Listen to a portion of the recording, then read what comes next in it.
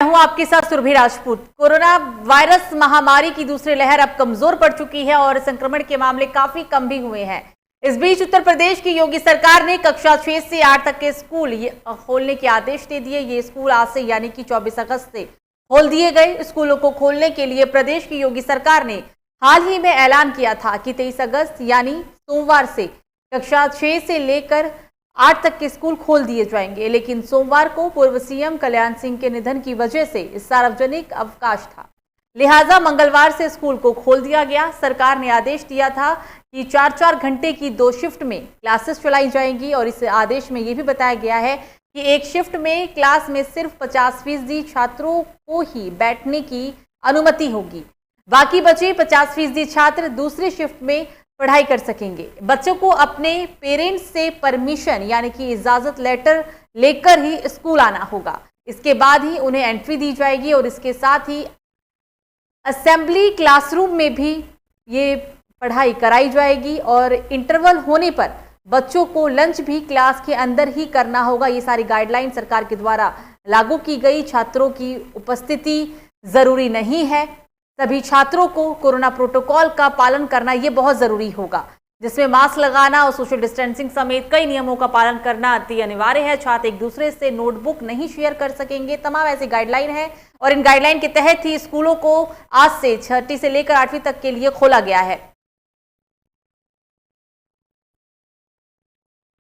और इसी पर बातचीत करने के लिए यूपी के अलग अलग जिलों से हमारे संवाददाता जुड़ गए हैं। हमारे साथ निखिल जुड़ गए हैं लखनऊ से, सोनू मेरठ से और सतीश गोंडा से।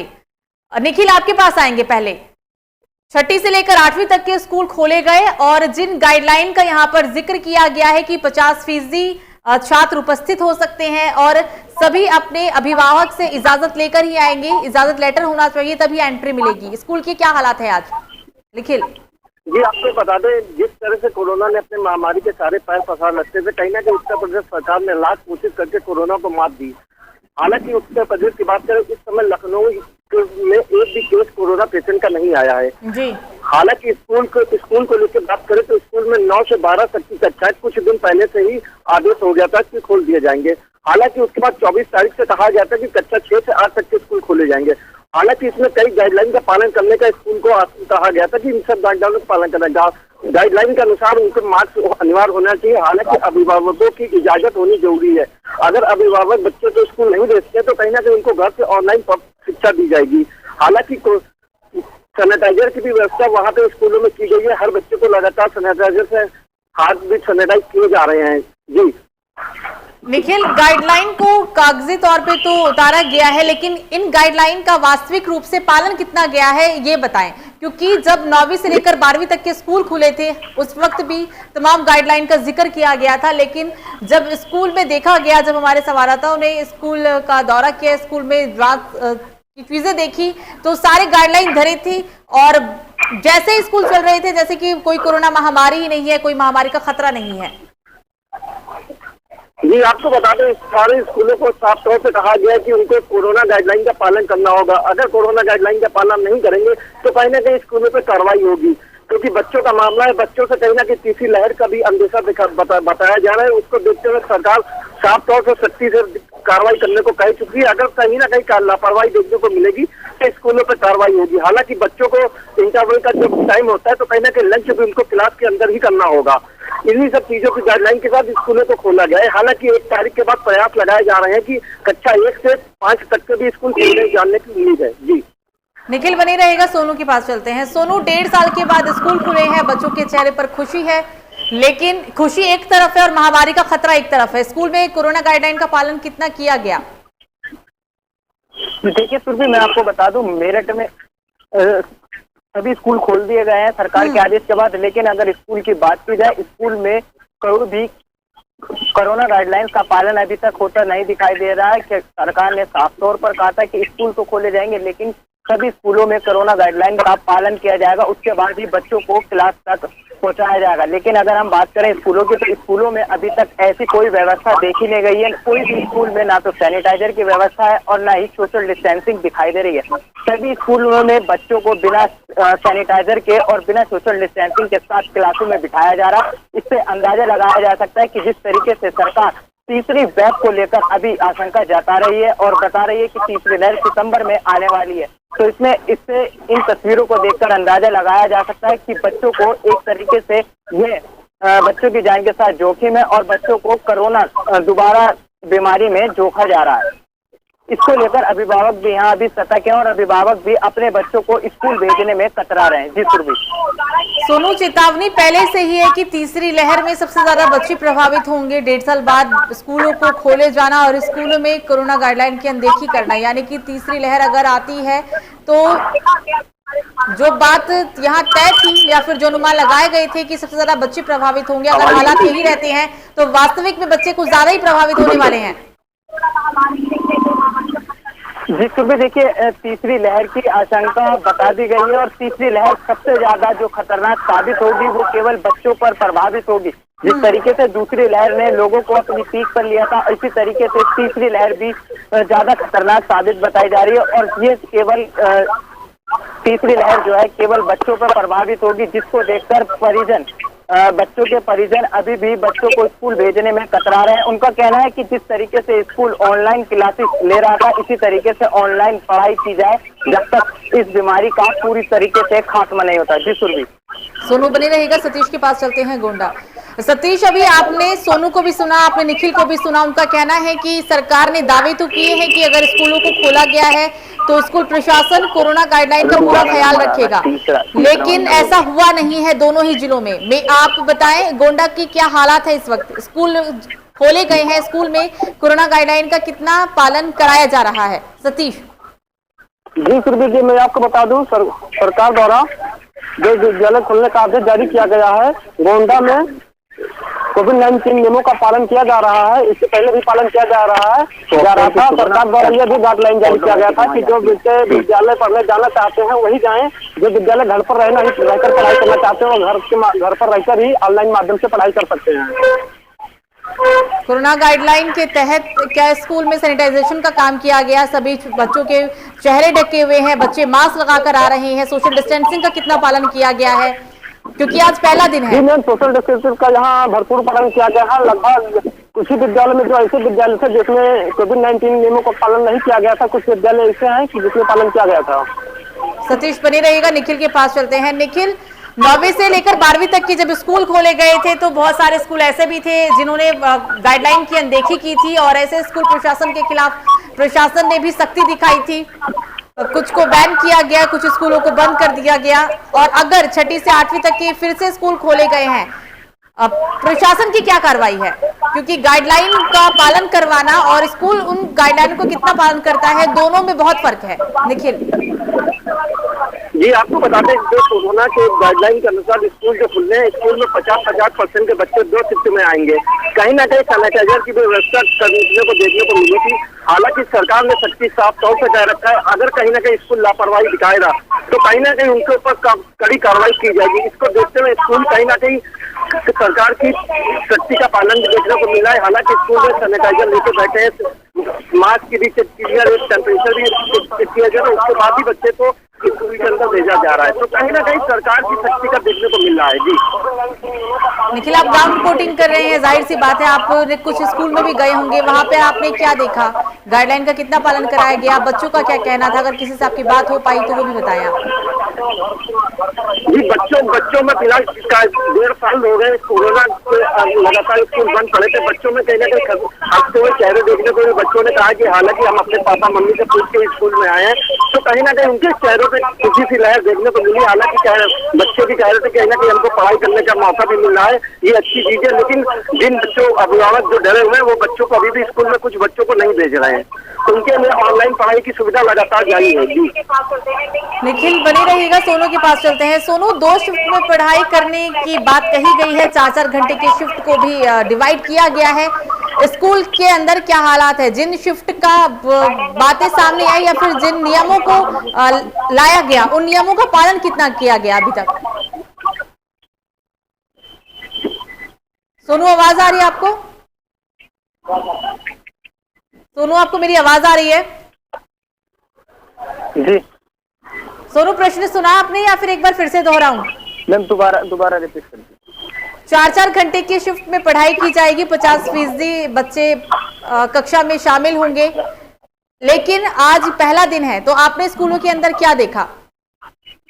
देखिए, सुबह मैंने आपको अभी पहले भी बताया और मैं फिर बता रहा हूँ कि जिस तरीके से सरकार ने आदेश दिए थे स्कूल खोलने के लिए गाइडलाइंस के अनुसार, लेकिन स्कूलों की जमीनन हकीकत जब हम स्कूल में पहुंचे तो कुछ और ही दिखाई दी, क्योंकि उन गाइडलाइंस का स्कूलों में पूरी तरीके से पालन नहीं हो रहा है। ना तो स्कूल के बाहर कोई सैनिटाइजेशन बच्चों को करा रहा है और ना ही क्लास में सोशल डिस्टेंसिंग का देखने को मिला है। सभी क्लासेस आमतौर पर जिस तरीके से पहले स्कूल में बच्चे एकाएक होकर क्लासेस में बैठते थे, इसी तरीके से बच्चों को क्लास में बिठाया गया और ना ही कॉलेज की एंट्री गेट पर सैनिटाइजर बच्चों को किया गया। केवल यह गाइडलाइंस केवल दस्तावेजों तक ही सीमित है, जमीनी हकीकत कुछ और ही बयां करती है। जी सुरभि, स्कूल प्रशासन से आपकी बात हुई हो सोनू?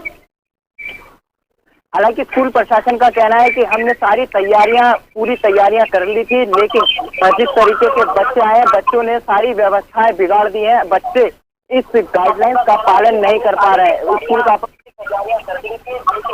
और से पल्ला झाड़ता नजर आ रहा है। जी सुरभि, सोनू बने रहेगा। सीधा चलते सतीश के पास। सतीश, आपने जैसा कि बताया कि गोंडा में हालात काफी अच्छे हैं, जिन कोरोना गाइडलाइन को लाया गया उनका पालन भी किया जा रहा है मेरठ और लखनऊ के मुकाबले।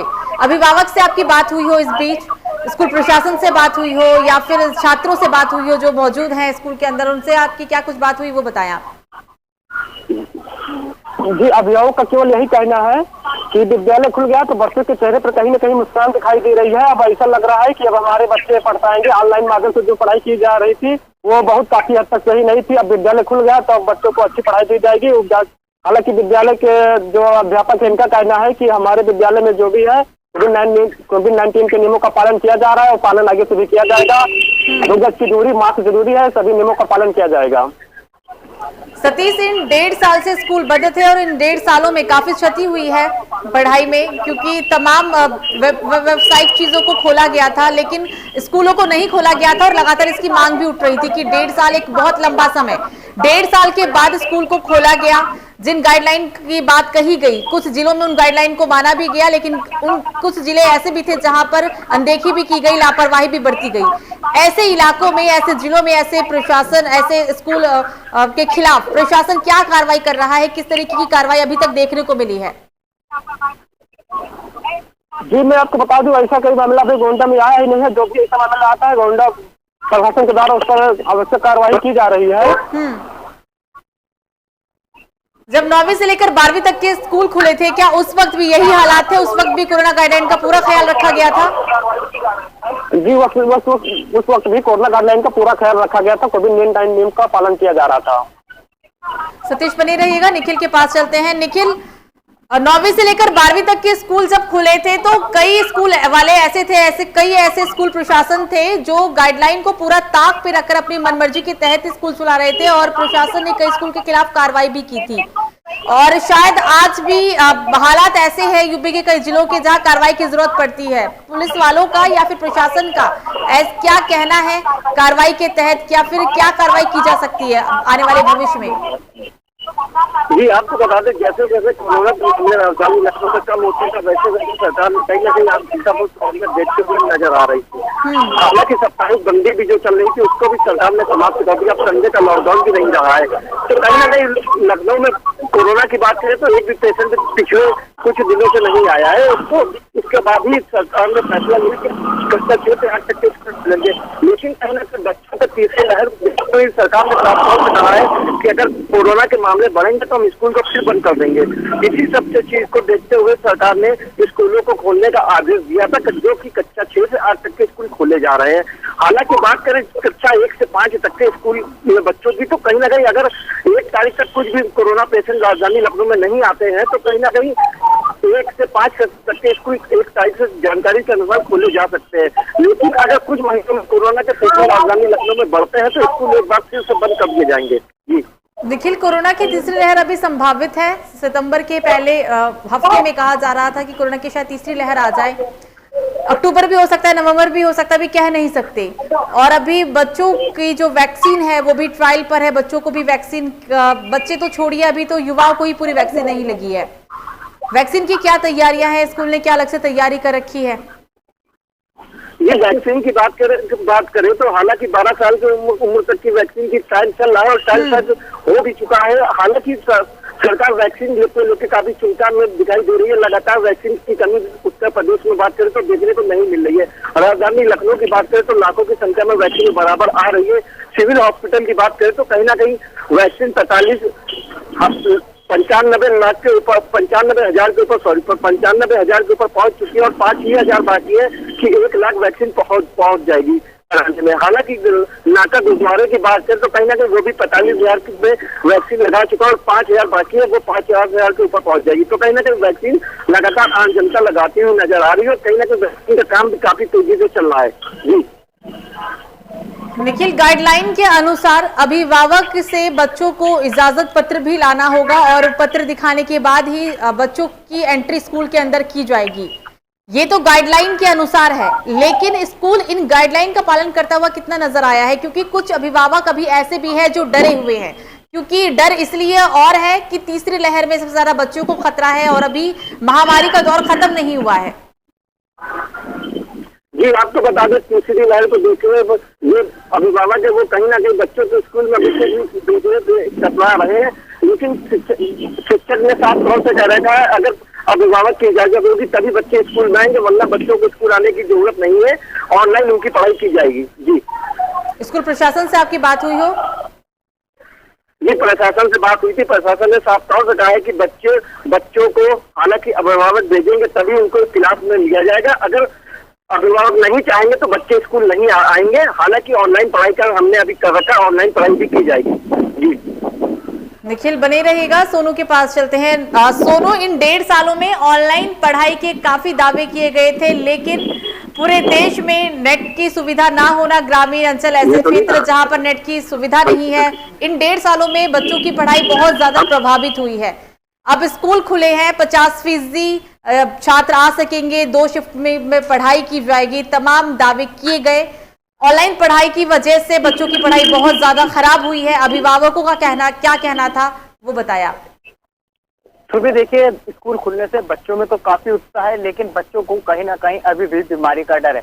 ऐसा ही इनके बच्चों के परिजनों का हाल है। परिजनों का साफ तौर पर कहना यह है कि स्कूल खुले काफी अच्छी बात है, क्योंकि ऑनलाइन के जरिए जो पढ़ाई हो रही थी उसमें बच्चों की पढ़ाई पूर्ण रूप से सही नहीं हो रही थी। कहीं नेटवर्क की प्रॉब्लम थी तो किसी बच्चे पर स्मार्टफोन ना होने के कारण उसकी पढ़ाई नहीं हो पा रही थी। स्कूल खुले काफी अच्छी बात है, लेकिन सरकार ने जिस तरीके से ये स्कूल खोलने का निर्णय लिया उसी तरीके से पहले सरकार को वैक्सीनेशन का कार्य करना चाहिए था। जिस तरीके से वैक्सीनेशन और लोगों के लिए चली गई है तो बच्चों की भी वैक्सीनेशन चालू की जाए और वैक्सीनेशन के बाद ही बच्चों को स्कूल में एंट्री दी जाए। जी सोनू बने रहेगा। सीधा सतीश के पास चलते हैं। सतीश, अभी तक आपने जिले के स्कूलों की जो हालात बताए वो सभी सकारात्मक है। आपका कहना है कि कोरोना गाइडलाइन का पालन भी किया जा रहा है, बच्चे भी आ रहे हैं, अभिभावक भी खुश हैं, लेकिन कुछ अभिभावक ऐसे भी हैं जिनमें अभी भी डर है। तीसरी लहर में खतरा बच्चों को है, ये भी डर है। ऐसे अभिभावकों का क्या कहना था? जी बिल्कुल डर है। अभिभावक का कहना है कि जो कुछ अभिभावक ऐसे हैं जो अपने बच्चों को भी विद्यालय में जाने की अनुमति नहीं दे रहे हैं। उनका कहना है कि हमारे बच्चे अभी ऑनलाइन माध्यम से ही पढ़ाई करेंगे, जो भी है वैसे ऑनलाइन माध्यम से पढ़ाई करना बहुत ज्यादा अब तक सही नहीं है, फिर भी कुछ न कुछ तो सही है, अभिभावक का ये कहना है। बिल्कुल, आप तीनों ही हमारे साथ चर्चा में शामिल हुए, इसके लिए आप तीनों का बहुत बहुत शुक्रिया। हमारे साथ है निखिल लखनऊ से, सोनू मेरठ से और सतीश गोंडा से। तो आज से स्कूल 6ठी से लेकर 8वीं तक के लिए यूपी में खोल दिए गए हैं।